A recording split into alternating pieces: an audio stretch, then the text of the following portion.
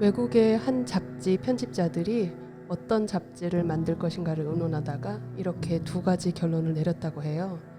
첫째, 우리가 잘 아는 것을 한다. 둘째, 우리가 재밌어 하는 것을 한다. 결국 다른 사람들은 어떻게 생각할지, 다른 사람들이 재밌어 할지에 대해서 먼저 고민하기보다는 일단은 내가 가진 나만의 생각에 집중해 보자는 거겠죠. 오디오 비주얼 매거진 렌즈 2부입니다. 이번에는 작가의 생각을 들여다봅니다.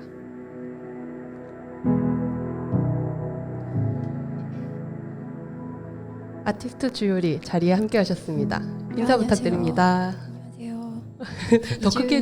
더 크게 해주셔야 돼요, 주요리. 아티스트 이주율. 다시 할게요. 아티스트 주율이입니다. 편집 안 할 것 같은데. 주요. 편집 안 할 거예요, 이거. 우선 올해 작가상에 선정되신 거 너무 축하드립니다. 네, 감사합니다. 저희가 그때 그 현장에 있었잖아요. 너무 짜릿했어요. 가장 좋아하시던 것 같아요. 나 너무 신났잖아요. 제가 깜짝 놀랐어요. 저보다 좋아하시는 것 같아가지고. 냈고 저희 모든 심사위원들이 만장일치로 결정을 하게 되었습니다. This year's winner is thus Ri.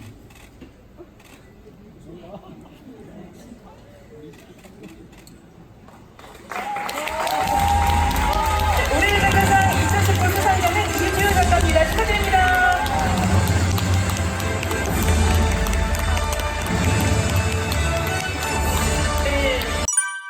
이번 전시가 역대 올해 작가상 전시 중에 최고 관람객 수를 기록하고 있습니다.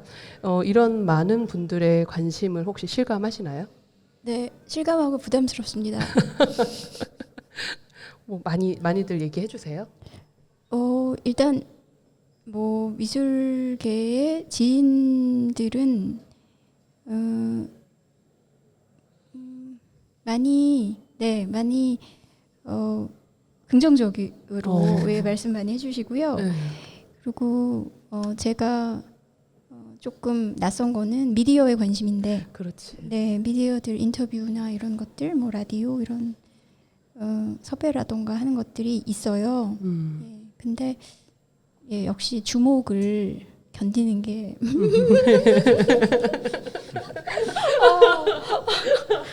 이 정도의 주목도 제가 못 견디는 작가입니다. 네.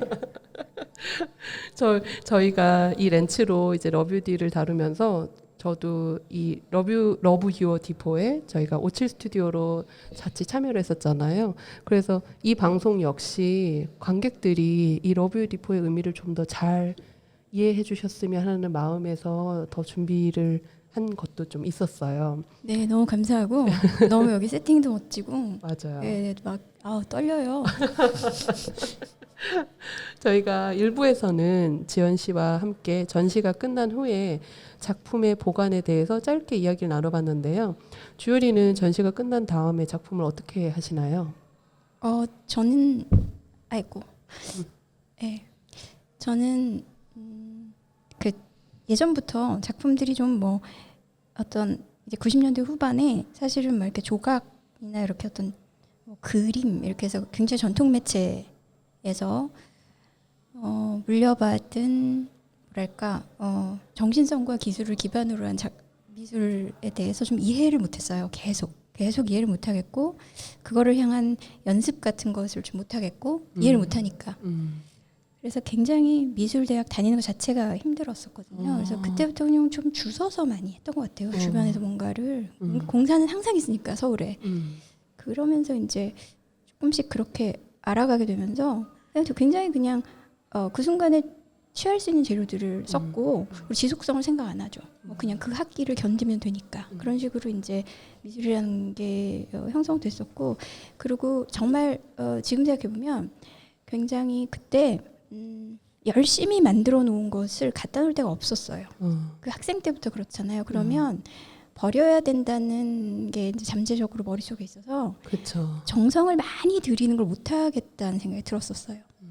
그래서 되게 이제 임시적인 조합, 그다음에 바로 해체할 수 있는 것 그런 것들을 굉장히 그런 재미에 빠져 있었던 것 같고요.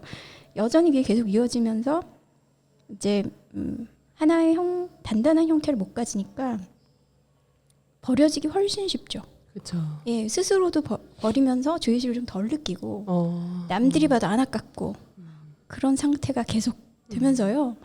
버리는 거에 대해서는 뭐 늘 버렸고요. 그리고 이제 그게 이제 설치를 뭐 큰 전시 같은 걸 할 때도 그게 이제 설치의 언어 같은 것으로 이어질 수밖에 없어서 이제 반 정도는 여기서 이렇게 작품을 좀 만들 수 있는 재료와 어느 정도 맞는 걸 가져가고 인터내셔널리 갈 때 거기서 이제 로컬에서 구할 수 있는 재밌는 재료들이나 그 사람들이 주로 쓰는 뭐 끈 하나도 우리랑은 다르고 비닐 봉지도 다르기 때문에 거기서 오는 것들을 모아서 나머지 50%를 설치했어요. 그러고 나면 이제 싹 버리는 거죠. 왜냐하면 그걸 운송을 할 돈을 안 남겨놔요. 보통 전시들이요. 그러면은 제가 저한테 운송을 하라고 하거나 아니면 운송을 해도 제가 받을 데가 없죠. 왜냐하면 그게 이제 전시들이 규모가 큰 전시들은 재료가 굉장히 많이 들어가고요. 예, 뭐 하나 뭐 예를 들어서 샵 하나를 레노베이트 하느라고 뜯었다고 생각하면 되는 물량들이 나오거든요. 그걸 어떻게 할 수가 없으니 버리는 건데 제가 안 봤으니 그냥 아유 그래 그렇게 하면서 계속 시간을 이어왔던 것 같아요. 지금까지 많이 버렸습니다. 예. 그러면 이게 작품이 어떻게 보면 연약한 거잖아요. 근데 이 연약한 작품이 그 전에 작품들을 쭉 보니까 해외를 왔다 갔다 하는 것들도 있었는데 네. 그거를 잘 버티나요, 그 작품들이? 못 버티는 경우도 많고 어떤 부분들은 이제 부서져서 제가 이제 젊었을 땐 사실 솔직히 말씀드리면 그 보험으로 야 이거 속삭여. 작품이 뭐 이렇게 저 이해를 찢어지거나 뭐 너무 쉽게 유실되거나 그래서 보험으로 꽤 살았어요. 왜냐면 이거 보험 사기다. 네. 아니 사기라는 건 아니고요. 이 청취자분들의 이해를 돕기 위해 보통 전시를 하면 작품에 보험을 들어요. 그래서 작품이 파손되거나 작품이 어떻게 뭐 혹여라도 왜 저희 미술관 가면 관객들이 혹여나 실수로 작품을 훼손했을 경우에 그거를 다시 보수하거나 그걸 보상하는 미술관에서 전시를 할 때는 작품에 대한 보험을 꼭 드는데 주유리의 작품은 워낙 연약하고 워낙 아슬아슬하다 보니까 이제 이게 파손의 그 경우 수가 많았던 거죠. 네, 그리고 이제 예를 들어서 중국 같은 곳에는 제가 2000년대 초반에 거의 처음으로 컨템포러리 미술이라고 소위 뭐 이제 이 중국에서는 이렇게 전통 미술들을 계속 뭐 그 전통 폼을 갖고 있는 것들로 계속 미술이라는 것을 인식하고 있는데 뭐 어떤 저 김선 선생님과 이제 다른 재팬 파운데이션, 그러니까 일본 파운데이션의 그 지원을 받은 세 나라의 큐레이터들이 그래 우리 베이징에서 또 하자 그래서 베이징에서 갔는데 그게 정말 첫 번째 컨템포러리 전시였대요. 2000년대 초반에. 네, 2002년이었던 것 같아요. 제 기억에. 갔는데 다른 분들의 작품도 많이 훼손이 되었었지만 제 거는 그 훼손되는 곳이 어디냐면 세관이에요. 세관 통과할 때 예, 그 커터 칼로 박스를 쭉쭉쭉 이렇게 그냥 다 배가 갈라져서 온 거예요. 어머. 작품이. 어머. 그때 많이 받았죠. 축하드려요. 뭐 축하해야 돼. 지금이라도 소소하게 축하를 드립니다. 웃픈 이야기. 네. 아무튼 네. 근데 여기 대본대로 갈 흐름이 아닌데 여기서 대본대로 말하자면 그래서 10년만 부탁합니다가 이러한 에피소드들로 구성된 것이지요? 라고 말을 해야 되나? 아니면 네, 자연스럽게 너무 큰 부담을 드렸어요. 아니 제가 아까 치고 들어가려고 그랬는데 갑자기 질문이 딴 데로 새면서 네. 아무튼 죄송합니다. 네. 제가 잘못 말하는 것 같아요. 아니요, 제가 왜냐면 궁금하잖아요. 그 네. 보험이라는 게 이제 보통 이해를 못하실까봐 살짝 여쭤봤어요. 네, 그렇게 그냥 젊은 시절을 살았고 그게 별로 대책이 없이도 이렇게 저렇게 사라져서 그게 되나 보다 그랬어요. 네, 그러니까 정말 참 어떻게 그랬는지 모르겠어요. 지금 생각하면. 네, 저의 라이프 보험은 없는 거예요. 기본적으로는. 이제 뭐 내년에 거의 내년에 내가 어디서 자고 있을지 내년 이맘때 한 번도 알았던 적이 없어요. 한 20년간. 그러네요. 아이러니하네요. 작품의 네. 보험과 삶의 보험이 너무 근데 갭이 컸어요. 너무 대책이 없었던 것 같아요. 대책을 세우기엔 왜 좀 너무 또 좀 절망감을 느꼈던 것 같아요. 대책을 세우면 또 좀 더 알 수 있는 게 없기 때문에 맞아요. 예, 그 지금만 앞에만 딱 보고 하니까 음. 계속 대책이 없었죠. 예. 네, 이번 국립현대미술관에서는 큰 보험은 없었나요? 아니면 큰 일, 보험으로 보험 받을 네. 일. 아우 개인적으로 궁금해서 갑자기 있구나. 있네. 이러면 있는 거다. 아니 그게 아니라 이번에 넘어갈까요? 여기서는 정말 보험받으면 큰일 나요. 제 작품이 그러네. 아니라 네. 예, 다른 분들 작품이 다 들어와 있는 거라서 맞아요. 제가 정말 진짜 가슴을 졸이고 있어요. 그러네요. 네. 그 좀 전에 말씀하신 거를 들어보니까 그 예전 작품 중에 10년만 부탁합니다가 있었잖아요. 네네. 여기서의 그 10년이 저도 이제 이 작품을 봤었는데 네. 이 10년이 그러니까 다른 동료 작가들에게 작품을 부탁하는 그거였죠, 맞나요, 제가? 네 맞아요. 이게 2006년에 제가 사실 유럽에서 또 이제 있었다가 한 2000년대 90년대 말부터 2000년대 중반까지 유럽에서 왔다 갔다 하며 이제 작품을 그러니까 뭐 전시도 하고 그랬죠. 근데 그때 또 작품 여기저기서 한 뭐 크든 작든 규모의 전시들이 전부 다 이제 제가 라익스 아카데미라고 거기 아티스트 레지던시 유명하죠. 2년 예 네덜란드 거기에 가 있었을 때 이제 글로 다 보내줬어요. 이제 제가 조금씩 모아서 제 스튜디오에다가 어떻게든 넣어놨었는데 이제 2005년에 그게 끝났죠. 2004년, 2005년, 2년 했으니까 떠날 때가 됐을 때 제가 이제 그걸 다 꺼내서 정말 이제 버려야 되는구나.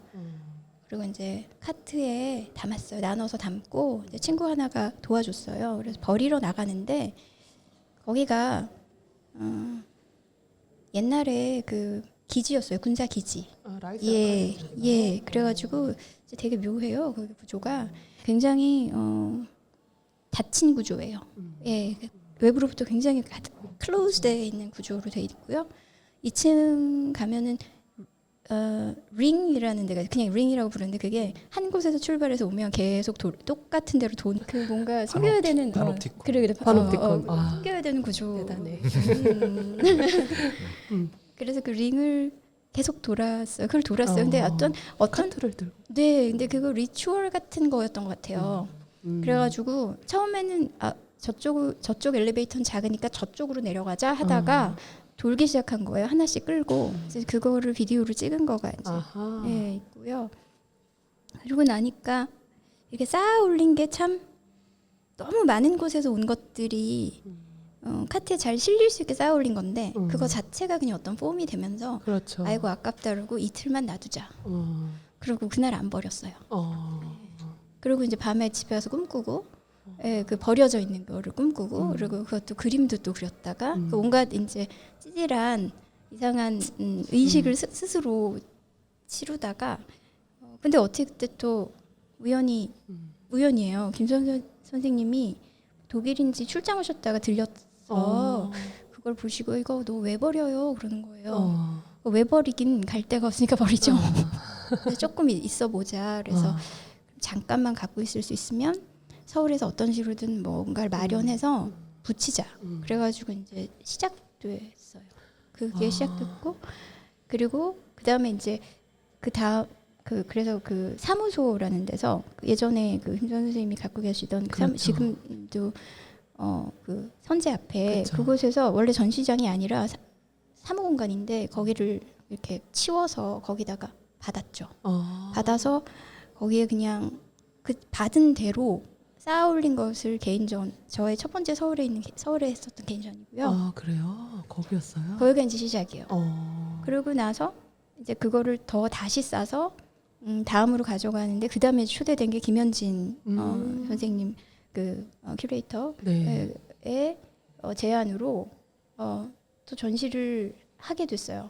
그래가지고 계속 이제 전시의 조건은 뭐냐면 이미 작품은 있으니까 전시에 오픈할 때까지 3개월만 보관해 주세요가 전시 조건이에요. 저한테 재료비를 주세요가 아니라. 재밌네요. 네, 그래서 3개월을 더 연장해서 어. 키아프 특별전에 들어갔었고요. 아하. 네, 그러고서는 그 다음에 간 게 이제 마지막으로 떠나 보내기 전에 개개별로 그 폼을 한번 보자는 그 원래 그 김현진 큐레이터님이 워낙에 그 미술에 이 폼이나 이런 그 서브스텐셜한 엘리멘트에 굉장히 관심이 많고 그쵸. 그런 미감을 워낙 예민하니까 꼭 보고 싶다. 하나씩 세워서. 어허.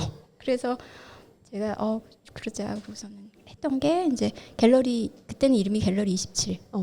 그래서 저기 개원 예대에 제가 그 전시를 봤습니다. 세상에. 진짜 인연이 깊군요. 저는 몰랐는데 예. 이제 거기서 한 게 뭐냐면 이제는 위탁을 하자. 버리느니 아하. 분명히 좋아서 가져간다는 사람도 있을 거다. 그렇죠.